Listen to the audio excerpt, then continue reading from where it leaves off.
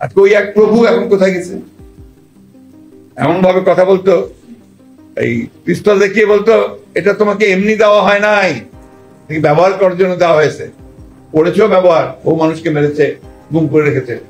এখন আপনি কোথায়?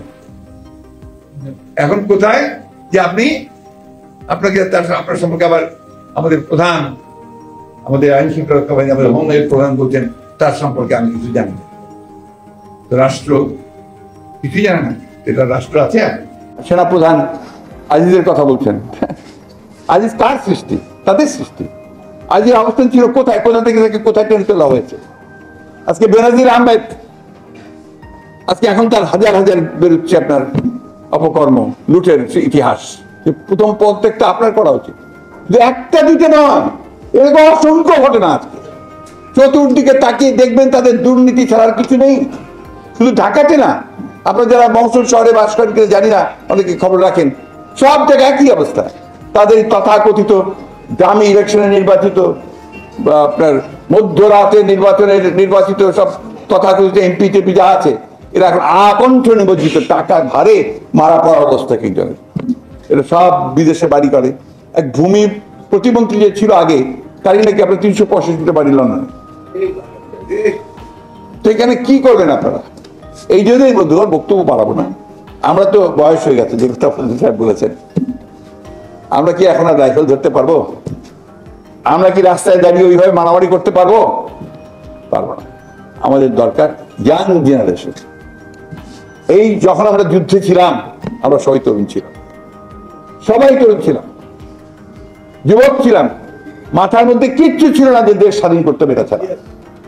তারা অনলি গোল, কে কি হবে না হবে সমস্ত দল মত নির্বিশেষে এক হয়ে গিয়েছিল। আজকে কিন্তু সেই সময় এসে গেছে, তখন দেশ স্বাধীনতার জন্য আমরা লড়াই করেছিলাম, আর দেশ রক্ষা করার জন্য এখন এই লড়াই।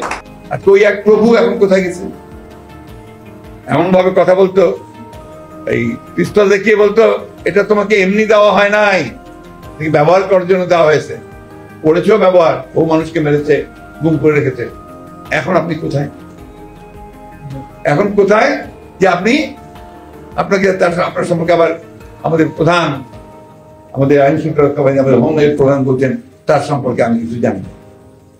তো রাষ্ট্র কিছুই জানে না, এটা রাষ্ট্র আছে। বন্ধুগণ দেখেন, এই যে এটা কত বলবো, কি বলবো, কত হাজার হাজার কথা বলবো। আপনার লোন নিয়ে নিয়ে, ঋণ নিয়ে নিয়ে আমাদের অর্থনীতিকে একেবারে পুরোপুরি আপনার যে ঋণগ্রস্ত লোকের যে অবস্থা হয়, সেই অবস্থা আমাদের করে দিয়েছিল। এমন একটা আমার অবস্থা হচ্ছে যে লোন নিয়ে লোন শোধ করতে হবে। আপনার যে এনজিও গুলোতে যে ব্যাপার আছে না, আপনার অভিযোগ আছে যে গ্রামীণ ব্যাংক সম্পর্কে এই ধরনের কর্মীদের সম্পর্কে অভিযোগ আছে যে মেয়েরা যখন পারছে না, মহিলারা তখন একটা এনজিও থেকে আর একটা লোন নেয়, এটা নিয়ে এটা শোধ করে দিয়ে আবার ওটা শোধ করে। এদের যুক্তি হচ্ছে 20 বছর ধরে আমরা এগুলো করবো, তারপর 20 বছর পরে আমরা নাই, যাওয়ার তাই হবে। কত দায়িত্বহীনতা চিন্তা করেন যে একটা ভবিষ্যৎ প্রজন্মকে পুরো লোনের মধ্যে ডুবিয়ে রেখে যাবে। এখনই ইতিমধ্যে আপনার সেই লোনের পরিমাণ দাঁড়িয়েছে আপনার মাথা পিছু 1,55,000 টাকা। 1,50,000 টাকা মাথা পিছু লোন করছে।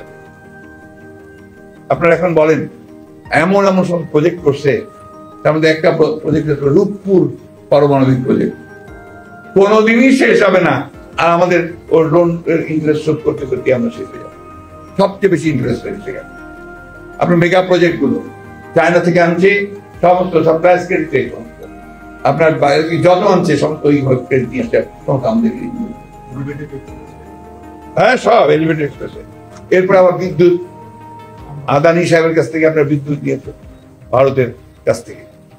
এর যে টার্মস এন্ড কন্ডিশনস, কোন সুস্থ মানুষ এগুলো করতে পারে, কোন এতটুকু দেশপ্রেমিক মানুষ সরকার এই কাজগুলো করতে পারে, চিন্তাই করা যায় না।